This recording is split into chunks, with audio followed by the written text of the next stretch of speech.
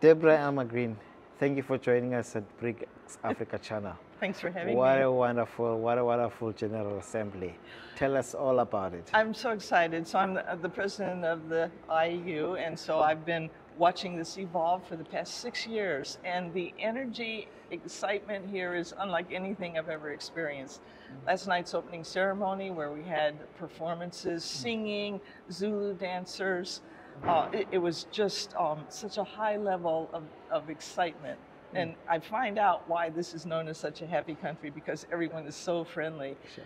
The meetings started in earnest yesterday with science of all different kinds being discussed.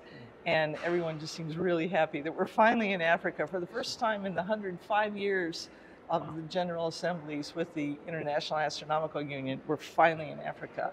Why did it take so long? Well, we rotate among different countries, and so early on it was mostly taking place in Europe. Okay. And over the years, different countries proposed to host it, and so we rotate around. But it just took a long time to get here. Sure. And now that we're here, we want to come back again for sure. Sure. Visit other places in Africa as well. But it's really wonderful. And what are the significance of these assemblies that take? The International Astronomical Union is the worldwide organization of professional astronomers. And so 100 years ago, people started to get together with long journeys across the ocean to start to share science ideas and collaborate on some joint research. And so that kept up and became the International Astronomical Union. But in the last 50 or 60 years, we've expanded to not only have professional astronomers talking to each other, but to reach out and share astronomy with the world. And so now the IAU has offices that deal with education and outreach and young astronomers, and particularly Astronomy for Development, which is hosted here in Cape Town. And this uses astronomy as a hook to lure young people into science and technology fields, because who doesn't enjoy looking at the sky, particularly when you're in Africa and can actually see the sky. Sure. I'm from New York, often you can't see the sky at all, but when you do, everyone's inspired. It's rooted in our cultures. And so if young people can get excited about astronomy, then they can learn important tools that will help them, whether they go on to become professional astronomers or whether they want to apply the computer skills, the instrumentation that they learn, and apply it to other fields. Finance, medicine, all kinds of different fields need the basic tools that astronomers use. And so we want everyone to know that, first of all, astronomy is for everyone. It's all our sky. And second of all, that there are many different applications that if they start with a love of something and pursue that passion, there are many different branches for it. So at this meeting, we not only have the science that's being discussed in all different fields, exoplanets and stars and galaxies and the early universe, but also public talks to bring in school children and outreach efforts so that everyone can see astronomy is fun and it's not just a high-level science. Everyone can be part of it if they want to. Talk about science and collaboration. What would you say that over the years you've kind of achieved with these assemblies? I think the essence of the IAU is the international collaboration aspect of it.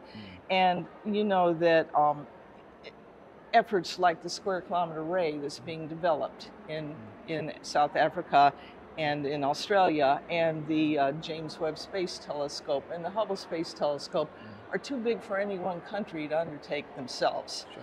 And so we don't plan those particular projects at these meetings, but each individual country says, we need a bigger telescope to do this or to do that, and who wants to join on?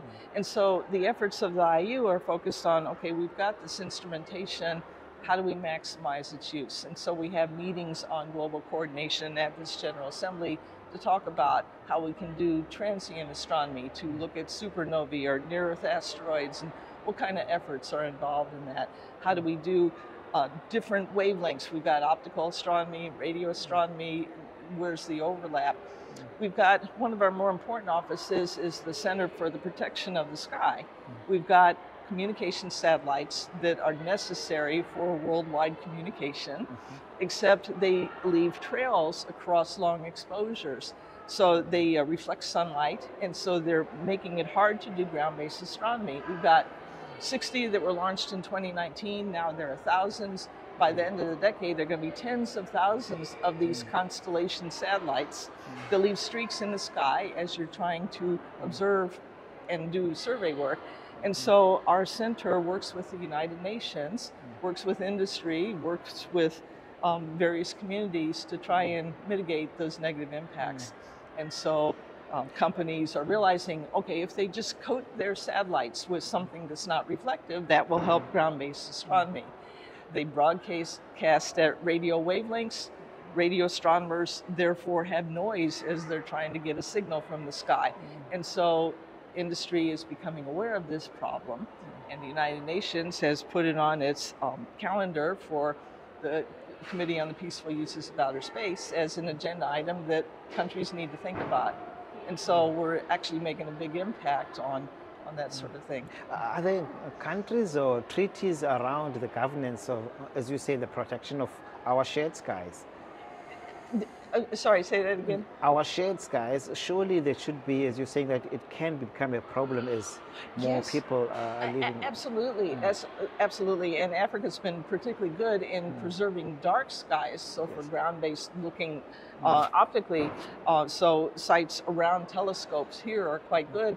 In the United States, some of the observatories are located near cities that have gotten quite bright. And so some of the original galaxy work done 100 years ago in the foothills of Pasadena in California, the Mount Wilson Observatory had to start doing just primarily solar work because you don't have dark skies there anymore. And so certainly local communities need to work hard to have their own environment be dark. But also things like the satellites that cross all our fields of view needs to be not an individual country's effort, but everyone's effort. And what has the UN done about it? Right now, it's in early stages. Okay. This center is a year and a half old. And so the biggest success was to get it recognized as something that the UN should actually talk about. So right now, there are 17 countries that have banded together and said, we want to help look at this problem. And so it could eventually lead to, we hope, some government regulations on just mitigating aspects. And for now, it's just making people aware. Sure. Yeah. And I see that you've also brought behind us, it's an amazing art interpretation of partly your work and also part of the human capital, and that you already, I think you mentioned at the press conference that you fund some students to have more interest in the space. Yes, absolutely. I think that there's so many ways that astronomy can impact lives, and many aspects are shown here. And we're standing in front of this beautiful artwork that ties astronomy as an esoteric subject to our hearts, because it's all part of what we're doing. And I think it's a beautiful message that there are many different ways to appreciate the sky, and we want to emphasize that with the different kinds of events here.